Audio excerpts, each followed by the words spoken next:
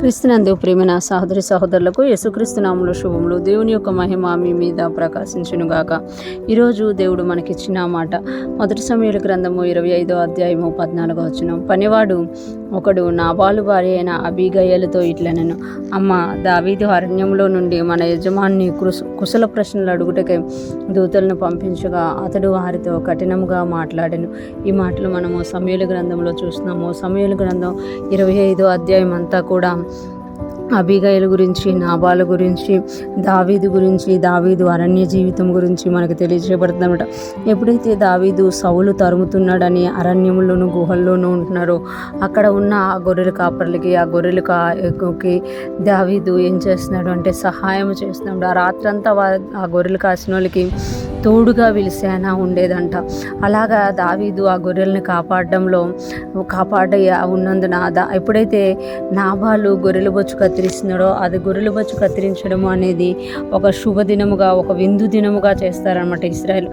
అలాగ చేస్తున్నప్పుడు విందు దినమున మాకు కూడా కొంచెం ఆహారం పెట్టండి అని దావీదు నాబాలు నద్దకు పంపించినప్పుడు నాబాలు కఠినంగా మాట్లాడి పంపించేస్తారు.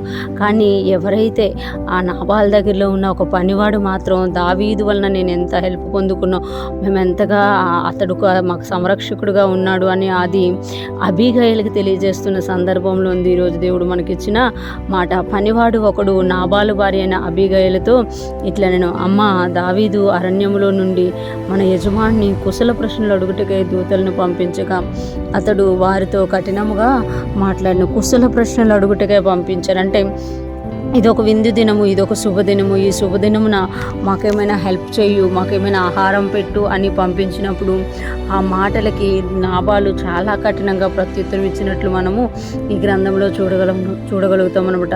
అంటే ఒక పనివాడు గుర్తించాడు దావీదు చేసిన సహాయాన్ని, కానీ ఒక యజమానుడు గుర్తించలేరు. మోటుతనం ఉన్నప్పుడు మనం ఏది గుర్తించలేని వారిగా ఉంటాము. ఎవరు మనకు సహాయం చేస్తున్నారో, ఎవరు మనకు హాని చేస్తున్నారో కూడా గుర్తించలేని వారిగా ఉంటామన్నమాట. అలాంటి స్థితిలో నాబాలు ఉండడం వల్ల నాబాలు జీవితం మధ్యలోనే ముగిసిపోయినట్టు మనము చూడగలం. అందుకే సొలొమోను మహారాజు అంటాడు కదా, మృదువైన మాట క్రోధమును చల్లార్చును. క్రోధముతో, కోపముతో నాబాలను ఎలాగైనా చంపాలని అనుకొని వచ్చినప్పుడు అబీగయలు ఈ పనివాడు చెప్పిన దాన్ని బట్టి ఆహారముతో దావీదుని ఎదుర్కొని దావీదు తప్పు చేయకుండా ఆపిన స్త్రీగా మనము అబీగయల్ని చూడగలం అనమాట. ఈరోజు ఫ్రెష్ మన ఉంటున్న ప్రతి ఒక్కరూ జ్ఞాపకం చేసుకోవాలి. అనేక విషయాల్లో మనము దేవుడు చేసిన మేలుల్ని, దేవుడు కొంతమంది వ్యక్తుల ద్వారా మనకు చేసిన మేలుని మనం మర్చిపోతూ ఉంటాము.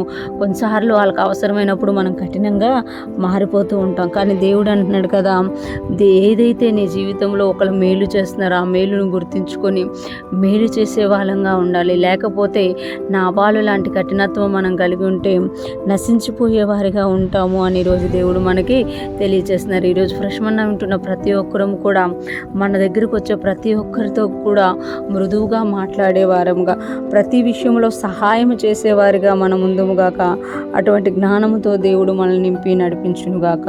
ఆమేన్.